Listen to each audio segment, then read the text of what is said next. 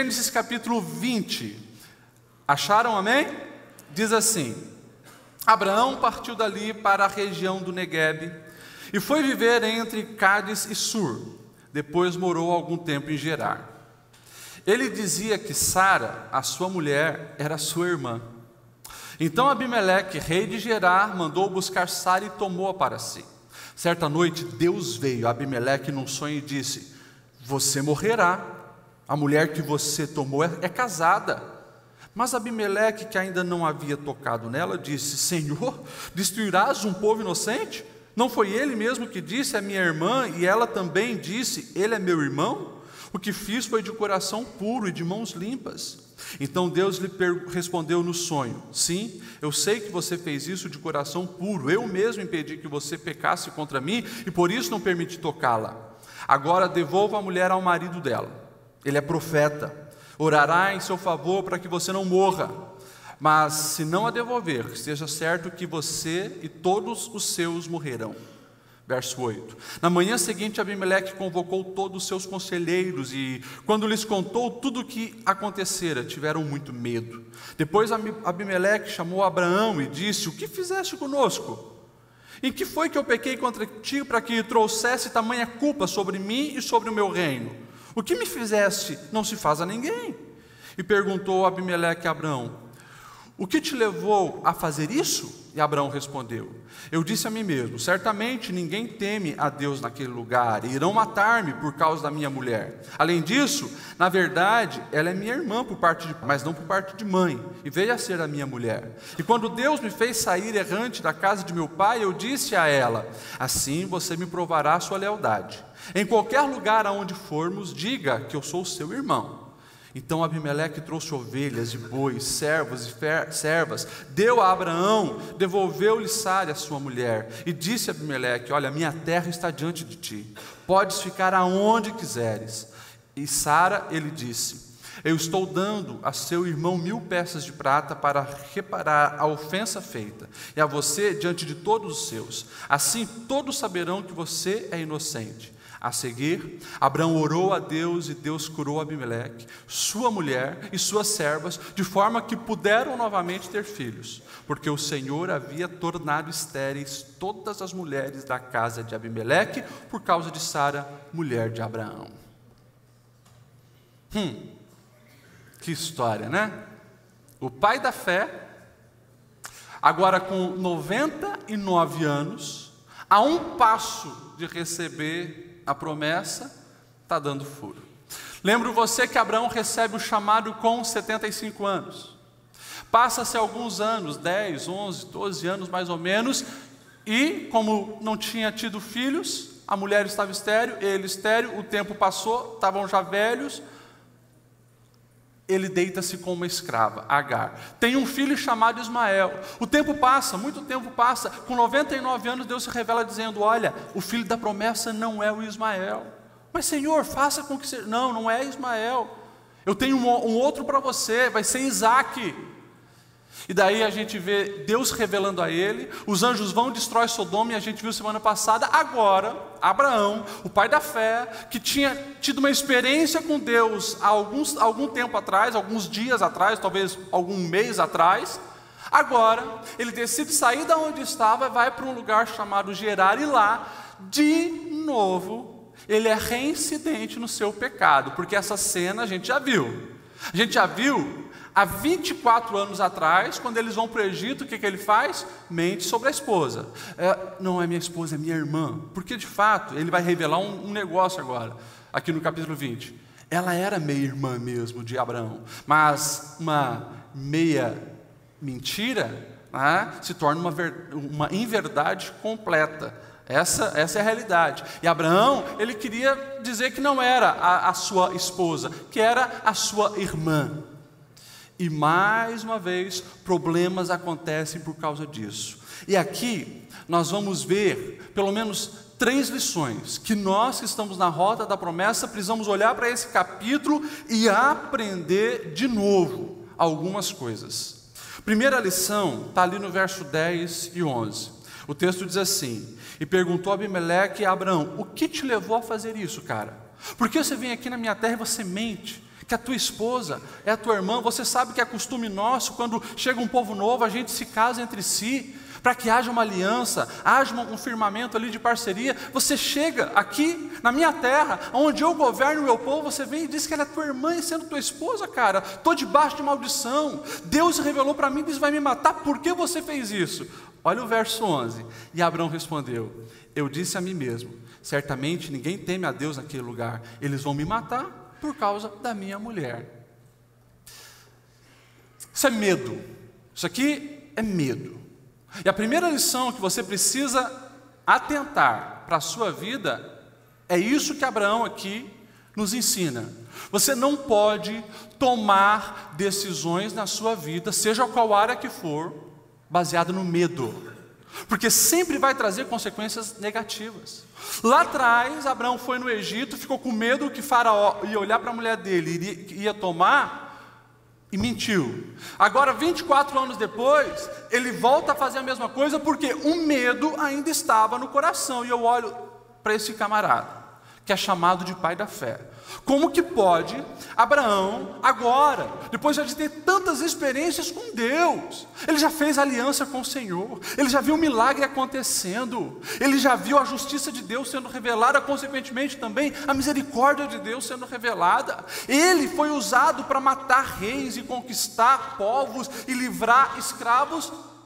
Agora ele volta a fazer uma besteira tão grande quanto fizera há 24 anos atrás. Sabe por quê? O medo que ele tinha não foi tratado. Numa hora de uma decisão apurada, o medo dominou o coração dele e novamente ele mente. Você conhece alguém que faz escolhas baseadas também no medo? Pergunta para quem está do teu lado se ela conhece alguém. Não precisa falar nome. Não precisa falar nome. Eu tenho me encontrado com muitas pessoas que tomam decisões baseadas no medo. Pastor, eu tenho medo de ficar sozinho, então eu vou me casar. E daí, o primeiro figura que aparece se joga nos braços. Medo da solidão, de ficar para titio, para titia. Decisão baseada no erro vai ter consequências, se essa foi a base da decisão. Outros não se casam por medo. Pastor, eu tenho medo de casar errado. E eu tenho me encontrado muitas pessoas assim. Eu tenho medo que não dê certo, eu tenho medo de sofrer como eu vi meu pai sofrendo, minha mãe sofrendo. Pastor, eu tenho medo de casar. E daí toma a decisão de ficar solteiro por causa do medo. Alguns tomam decisão por uma profissão que não se simpatizam muito, mas tem medo que aquilo que ele ama fazer não dê certo, então ele força uma situação, faz uma faculdade que não gosta, porque tem medo que talvez não dê certo e não vai ter dinheiro. Outros não estudam por medo. Não vou estudar porque eu tenho medo de entrar numa faculdade, eu tenho medo de não dar conta. E a gente olha para uma sociedade, a gente vê as pessoas agindo, escolhendo e decidindo baseado no medo. Você sabia que tem gente que até serve a Deus entre aspas, ou vem na igreja porque tem medo? Tem gente que aceita Jesus porque tem medo de ir para o inferno. Não porque ama o Senhor, não porque foi recebido nos céus e encontrou a graça de Deus, não porque deseja abençoar outras pessoas, mas porque tem medo do inferno. Então está ali. E as pessoas, elas agem baseada no medo, só que agir pelo medo, como nós estamos vendo aqui nesse capítulo, sempre vai trazer consequências negativas. E Abraão, ele tinha um medo. Qual foi o próximo passo dele? Mentir. Ele mentiu para tentar tirar aquele medo do coração. Não, eu tenho medo que chegando lá, eu sei que eles não servem a Deus, esses caras vão querer fazer aliança, vão querer pegar a minha mulher, então eu já vou dizer, é minha irmã, senão eles vão me matar para ficar com ela. Medo. É interessante que a gente fala pouco sobre os pecados da língua. Mas esse era o mal de Abraão, a mentira. A segunda vez na história dele que ele peca nessa área. Eu já vou falar mais na frente disso. Agora, eu quero que você entenda. Quando você age baseada no medo, as coisas não vão dar certo. E olha só a cena. Abraão, chamado para ser uma bênção, abençoador, se lembra? De ti eu farei uma grande nação, abençoarei os que te abençoarem, amaldiçoarei os que te abençoarem, e através de você, Abraão, todas as famílias da terra serão abençoadas. Era o plano de Deus para Abraão. Como ele começa a mentir, baseado no medo, ele se torna maldição aonde chega. Foi maldição no Egito, quando agiu de mentira. Deus pesou a mão sobre Faraó. Agora estava sendo maldição em Gerar. Deus estava colocando e pesando a mão sobre Abimeleque. A gente não sabe quanto tempo Abraão ficou ali, mas o tempo suficiente para quê? Para Abimeleque ficar enfermo e para as mulheres da casa começarem a se tornar inférteis. Olha isso. Todos aqueles que eram servos de Abimeleque, o texto vai dizer, se tornaram estéreis. Então ficou provavelmente uns 2, 3 meses para frente, Abraão ali. Abimeleque não conseguiu nem tocar, não teve relações sexuais com Sara, porque ele estava doente. Ou seja, Abraão ali, usando de mentira, fez que aquele cara colocasse a mulher de Abraão no seu harém e ele recebe maldição. Abraão foi chamado para ser uma bênção, estava sendo uma maldição.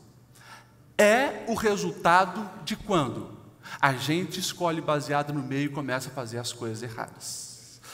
Todos nós que estamos aqui, todos nós, independente se é a primeira vez que você vem, ou se você está aqui há 30 anos, escute o que eu vou te dizer. Você foi chamado para ser uma bênção. Você foi chamada para ser uma bênção. A pergunta é, você está cumprindo o teu propósito? Ou as escolhas que você tem feito, as decisões que você tem tomado, tem feito você se tornar uma pedra no sapato de algumas pessoas? Nos teus parentes, no meio dos teus parentes, você é bênção ou você é maldição? Aonde você está no seu trabalho, você é bênção ou você é maldição? Abraão foi chamado para ser bênção, quando usa de mentira, se torna maldição. O que eu quero que você entenda? Eu quero que você entenda que nenhuma decisão da sua vida você pode tomar baseado no medo. Sabe por quê? Porque a experiência com Deus, o andar em Deus, o estar conectado com Deus, faz com que o medo seja dissipado do nosso coração. Porque nós, a partir do momento que servimos um Deus soberano, todo-poderoso, que pode fazer todas as coisas, o medo é dissipado. Os discípulos estão no meio de uma tempestade, anos e anos depois, quando Jesus já está aqui na terra. A tempestade vai afundar o barco que eles estão. Eles estão apavorados, de repente eles veem um vulto no meio do nada. Eles gritam, é um fantasma, eles tremem de medo, mas daí, daquele vulto, vem uma voz, é a voz de Jesus dizendo, ei, não temas, sou eu. Sou eu. Esse é o motivo. Porque o medo, na sociedade do medo que nós vivemos, não pode dominar o nosso coração. Porque a gente sabe que o Senhor, Ele não perde o controle da nossa história. Até nos momentos difíceis, Ele cuida da gente. Até quando nós estamos nos vales da vida, Ele cuida da gente. Salmo 23, Davi, 3.000 anos atrás, escreveu algo que eu preciso trazer para o meu coração e você para o teu. Ainda que eu ande pelo vale da sombra da morte, não temerei. Porque tu estás comigo. E gente, se a gente olha para a nossa sociedade, Brasil, economia destroçada, sem segurança, sem saúde pública, sem perspectiva de melhoras, a gente olha ao nosso redor, existe um motivo lógico só, para a gente viver aqui no Brasil, viver a vida que nós vivemos, sem ser dominado pelo medo. O Senhor conosco. Se Ele está conosco, não precisamos ser sucumbidos pelo medo. Eu gosto muito da história de um explorador chamado John Franklin. Ele é do 14º século. E ele foi um explorador e ele desenhava mapas. E é interessante que Todos os mapas que ele pegava, ele olhava e ele via que a exploração marítima naquela época não crescia por causa de uma coisa: o medo. Ele olhava para o mapa até onde as pessoas chegaram e ele via que as pessoas exploraram até onde estava uma plaquinha escrita: aqui tem dragões marítimos. Ele olhava para o outro lado, estava escrito: aqui existe o fim do mundo. Ele olhava para o outro lado e ele encontrava: aqui existem sereias perigosas. E os mapas todos estavam cheios de marcação. E ele chega para o rei, isso é história verídica, ele chega para o rei Henrique V, e ele diz: deixa eu redesenhar alguns dos mapas. E ele começa a redesenhar os mapas, e aonde estava escrito: aqui tem isso, aqui tem monstro, aqui tem aquilo, ele colocava: Deus está aqui, Deus está aqui, Deus está aqui. O medo do coração de todos aqueles exploradores foi sendo dissolvido. E de repente aconteceu o boom de exploração marítima pelos europeus, Espanha, Portugal, Inglaterra, baseado nos mapas desenhados por John Franklin. Aonde Deus está, não existe lugar para o medo. Você tem tomado decisões baseadas no medo? Pare com isso agora. Conheça o teu Deus. Saiba que Ele governa, Ele está com o cetro do mundo na mão, Ele pode todas as coisas. Confia no seu Deus. Pega na mão de quem está do seu lado e diga isso para ele: confia no seu Deus, não seja dominado pelo medo. Segunda lição, para quem está na rota da promessa: corrija convicções erradas. Corrija convicções erradas. Por que Abraão tomava essas decisões? Ele vai dizer, olha o que está escrito no verso 13 na sua Bíblia, verso 13: e quando Deus me fez sair errante da casa do meu pai, eu disse à minha esposa, o que ele disse? Assim você vai provar que você é fiel a mim, Sara. Em qualquer lugar aonde nós formos, você vai dizer que eu sou o teu irmão. Olha, um combinado de anos e anos atrás, 25 anos atrás.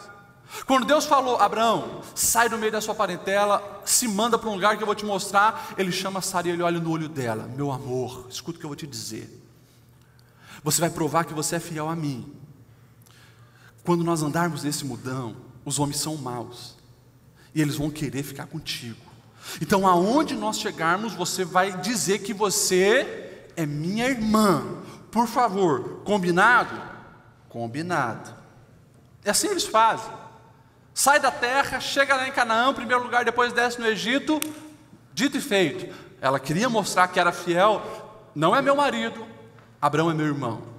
O tempo passou, tiveram experiências com Deus e agora volta a se repetir.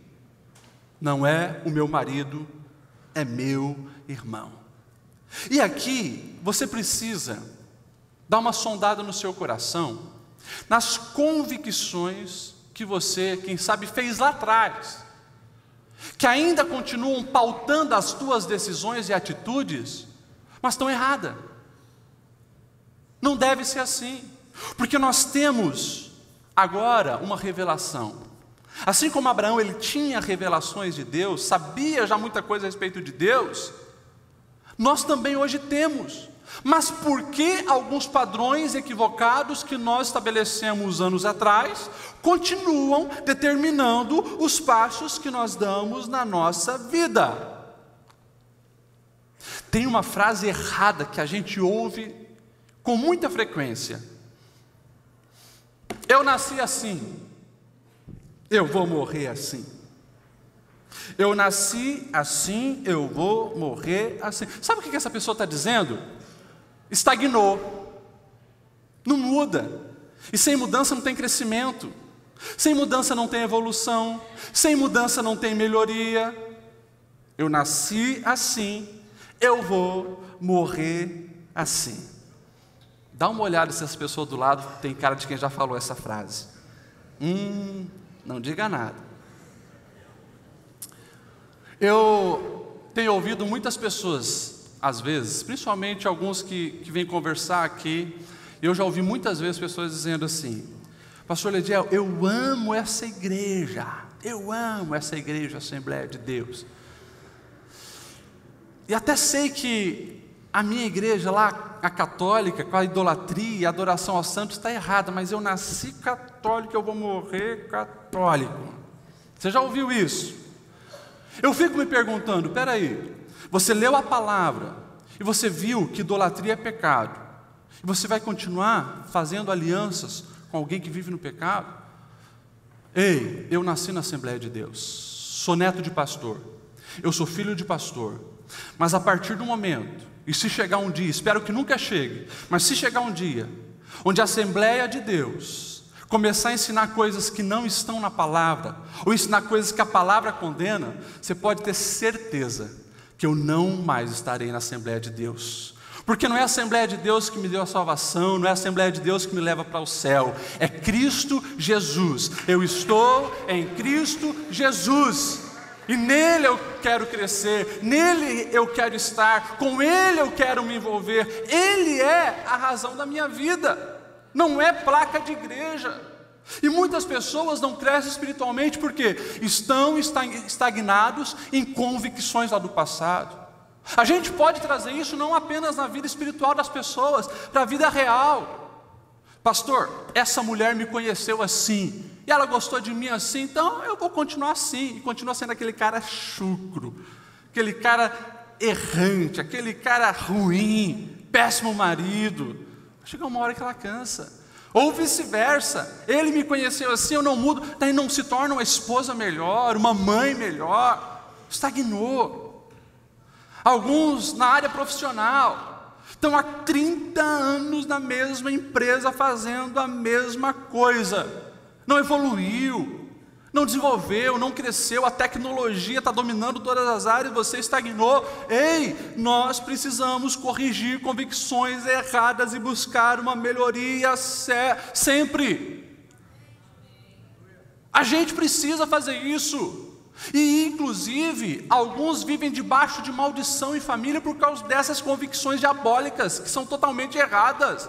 Encontrei uma pessoa esses dias e estava atendendo ela, a pessoa, pastor, mas minha família é assim mesmo, e o caso era de adultério, havia traído a esposa, minha família é assim mesmo, meu avô traía a minha avó, meu pai traía a minha mãe, e, sabe, né, pastor, é assim mesmo, um homem é assim. Que convicção diabólica é essa? Homem sem vergonha é assim. Homem de Deus não. Homem de Deus é fiel, cuida bem do lar, protege a sua casa, honra a esposa. A gente precisa quebrar paradigmas, romper com convicções do passado. Abraão, ele precisava passar por uma transformação nessa área, porque uma coisa combinada erradamente lá atrás, 24 anos depois, ainda estava fazendo parte da vida dele, e ele estava caindo em tentação. Na verdade, Abraão nem deveria ter saído de onde estava. Eu não sei porque ele foi para lá. E aqui eu abro um parênteses, para quem sabe a gente olhar para essa cena de Abraão sendo reincidente no pecado de mentira, e a gente precisa olhar e se perguntar, mas que padrão é esse de pecado? Às vezes a gente precisa parar e analisar na nossa vida, porque às vezes a gente volta para um pecado que a gente já pensou que tinha superado, a gente volta a fazer o que a gente sabia que era errado e se tornamos reincidente. Mas dá uma olhada, que contexto é esse? Que padrão é esse? O padrão na vida de Abraão, sempre que ele ia mudar para um lugar, e aqui de novo, né, eles descem, estão indo para o sul, uma hora foi muito mais para o sul, para o Egito, agora pararam em Gerar, mas ele descia, a mentira vinha e a maldição estava instalada naquele lugar. Quantas pessoas vivem presas nesses padrões de pecado? Ei! Eu falei esses dias, aqui na igreja, para o pessoal, principalmente o pessoal acho que estava se preparando para o batismo. A gente tem se preocupado muito com pessoas que estão presas no vício da pornografia, porque cada vez mais os nossos gabinetes, esse relato se faz presente. Claro, a tecnologia evoluiu, a pornografia está ali, na palma da mão, no celular. E pessoas estão destruindo a sua vida, o seu casamento, desenvolvendo o olhar lascivo, preso nessas algemas infernais. E às vezes o padrão é o mesmo. Está sozinho, se isola. E eu já falei para algumas pessoas, cara, quebra esse padrão. Você está preso na pornografia, sempre está acessando pelo celular, volta a ter aquele celular sorvete seco, sabe? Que só liga e manda SMS. Então, não vai ter WhatsApp, não vai ter acesso à internet, mas pelo menos você não vai estar preso no pecado, meu amigo. Agora você precisa amadurecer, você precisa crescer, você precisa quebrar esses padrões diabólicos que têm te aprisionado, porque isso tem tirado você da rota da promessa. E se você não superar isso, você não chega a lugar nenhum. E agora eu abro um outro parênteses para falar desse pecado de mentira, da língua. Às vezes a gente assimila pecado, e eu falei muito sobre pecado, né, semana passada, mas às vezes a gente, quando fala de pecado, a gente assimila o pecado sexual. Se eu chego aqui dizendo, olha, vamos orar pelo fulano, porque ele pecou, na mente de muitas pessoas já vem, ele traiu a esposa, ele se prostituiu. É assim, mas ninguém percebeu que muitas vezes eu aqui estou pecando porque estou fofocando, falando da vida do fulano que pecou, usando a língua para pecar. E se você pegar os versículos, onde o pecado cometido pelos, deixa eu usar a expressão aqui, né? Os órgãos genitais são condenados, e você pega os versículos que condenam esse órgão aqui, língua, a Bíblia muitas vezes vai falar muito mais do pecado cometido pela língua do que pelos pecados cometidos com os órgãos sexuais. É que no mundo, né, onde o sexo está exacerbado, a gente quer assimilar tudo ao sexo. Mas quantas pessoas, quantas vezes nós mesmos temos pecado aqui, ó, na língua? Mentira, calúnia, fofoca, maledicência, e assim podemos passar a noite inteira falando do pecado da língua. E daí Tiago, o irmão de Jesus, ele vai dizer, olha, quem consegue dominar a língua, uau, esse está no caminho da santidade, porque é um pequeno órgão, mas é como o leme de um navio, vai direcionar tudo, todo o corpo, toda a vida da pessoa. Cuidado com a sua língua. Cuidado com as palavras, cuidado que você publica no Facebook, cuidado você coloca no WhatsApp, porque tudo que a Bíblia fala de pecado da língua, hoje na tecnologia que a gente manda mensagem, está ali. Cuidado, você pode estar saindo da rota da promessa, porque não venceu as tentações, não quebrou os padrões de queda, e está caindo nas ciladas do diabo. Vocês ficaram quietinhos, está sendo pesado, vamos para o terceiro ponto. A terceira lição que nós precisamos aprender nesse capítulo. Reconheça que nós servimos um Deus misericordioso.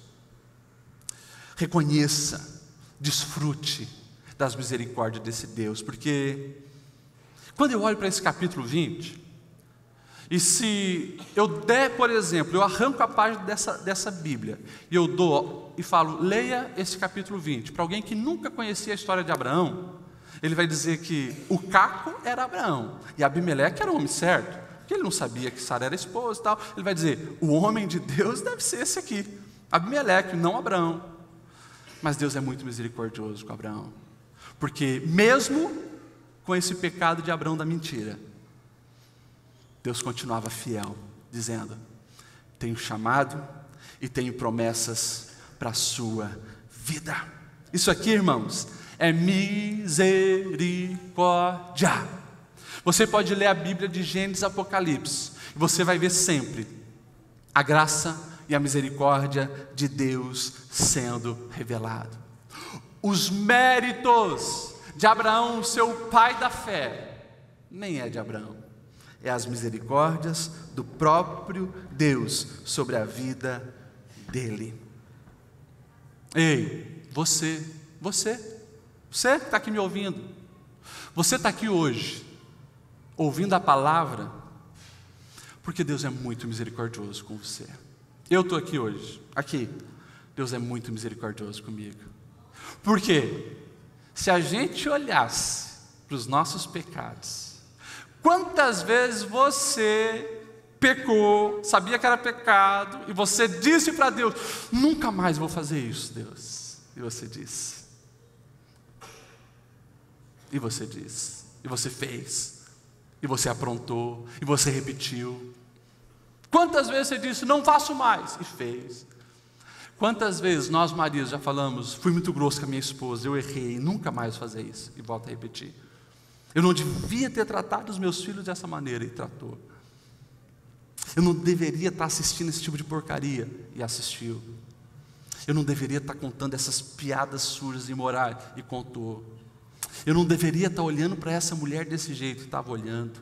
Eu não deveria estar tarando esse homem desse jeito, e está tarando. A gente peca,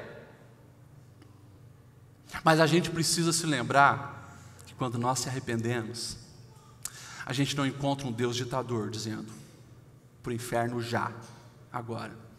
Você encontra um pai de braço aberto dizendo: filho, corre para cá, ainda dá tempo. Filho, vem, as promessas estão de pé. Filho, vem desfrutar daquilo que é seu. Para a gente finalizar, cuidado, porque muitas vezes, nos momentos de pecado que a gente comete, nós temos um adversário, e ele é chamado de diabo, Satanás. Sabe o que isso significa? Acusador. Aquele que enfia o dedo na tua cara e diz: você pecou. Você não é digno mais de desfrutar a tua promessa. Você pecou, você tem que ver essa porcaria de vida mesmo. Você pecou, e é por isso que o seu casamento está essa porcaria. Se você deixar as palavras do diabo dominarem a sua alma, você se afasta de Deus, de medo de Deus. Mas quando você conhece a misericórdia dele, você sabe que Deus é justo, é perfeito, mas é Pai. E por isso Ele enviou o seu Filho Jesus, para que a ira dele, porque Ele é justo, a ira dele que deveria cair sobre mim e sobre você, já caiu sobre Jesus na cruz. E todos aqueles que aceitam ser purificados pelo sangue de Jesus, são blindados da ira de Deus, passam a fazer parte da família de Deus, e pode chamar Deus de Pai. Se coloque em pé nessa noite. Ei,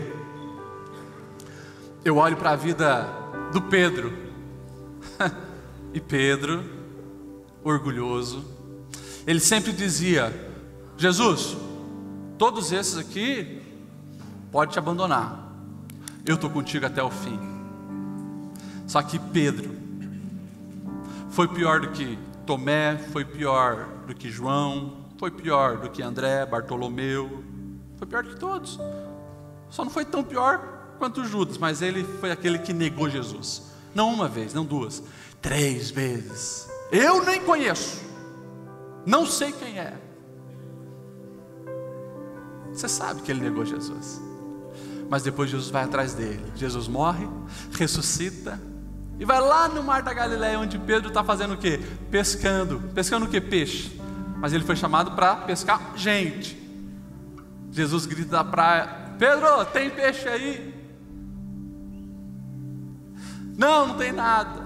E daí João diz: é Jesus. Pedro mergulha, vai na direção de Jesus, e lá Jesus 3 vezes pergunta: tu me amas? Tu me amas? Tu me amas?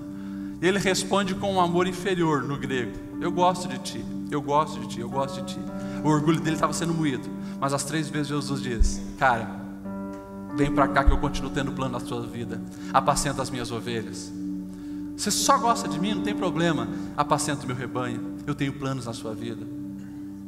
Tu gosta de mim com amor de amigo, não tem problema, mas eu te chamei para uma grande missão, e eu quero ver você desfrutando da promessa. Vem para cá, Pedro. Quando o diabo te acusa dizendo que as promessas estão por terra, lembra da misericórdia de Deus. As promessas estão de pé. Caia diante do Senhor, como Pedro fez. Aceita o teu chamado. tem muitas coisas boas para Deus fazer em você e através de você. Hoje, eu quero encerrar com uma oração aqui na frente. Você, quem sabe, já repetiu algumas frases que eu ouvi essa semana de pelo menos 2 pessoas, pastor. Eu confesso para você que tenho ido nas quintas, mas eu nem acredito mais que Deus tem promessas para mim. Pastor, eu acho que eu nem mereço desfrutar das promessas de Deus. Eu quero orar por você, porque realmente não é pelo que você merece, mas as promessas é para aquele que reconhece que é pecador, é falha, é errante, mas que pode confiar nas misericórdias, na graça do Senhor. Vem aqui para frente, eu quero orar por você. Vem cá.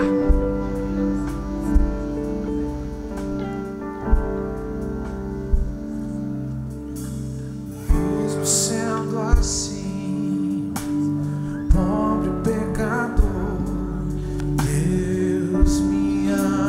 Vem voltar a acreditar na promessa. Vem voltar para a rota, vem. Mesmo sendo falho, mesmo sem merecer, Deus me ama. Se estou forte, se eu estou de pé, Deus me ama.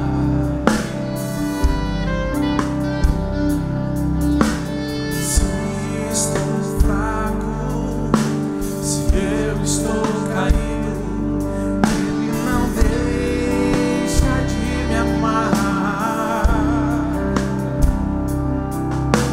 Sem o seu amor, sem o seu perdão, o que seria de mim?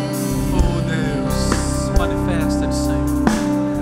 Deus me ama tanto que entregou seu filho para morrer em meu lugar.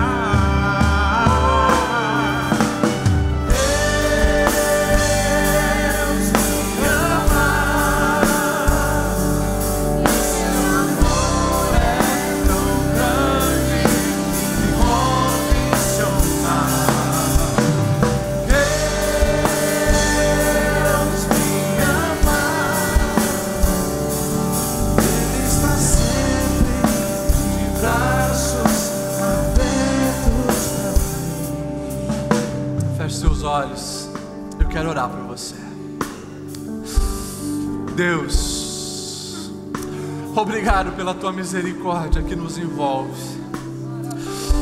Todos nós reconhecemos que não merecemos nem estar na rota da promessa, quanto mais desfrutar da promessa, porque assim como Abraão, nós somos falho, errante e pecadores, mas a tua graça nos envolve, a tua misericórdia manifesta. Nós aqui dizemos sim, nós aceitamos essa graça sobre a nossa vida, e nós queremos realmente voltar a acreditar que há coisas grandes para nossas vidas, que há promessa para nós vivermos na nossa caminhada, Senhor. Nós queremos isso, muito mais, nós precisamos disso. Nós entendemos que não há outra opção a não ser se render à tua misericórdia e receber a tua graça em nossas vidas. Portanto, Senhor, vem abençoar os teus filhos que estão aqui com uma nova mentalidade, com uma convicção de arrependimento e com desejo de viver os teus propósitos nessa caminhada. Salva, restaura, fortaleça-os, restitui, e que essa nova etapa continue, Senhor, na vida dos teus filhos, em nome de Jesus. Amém e amém.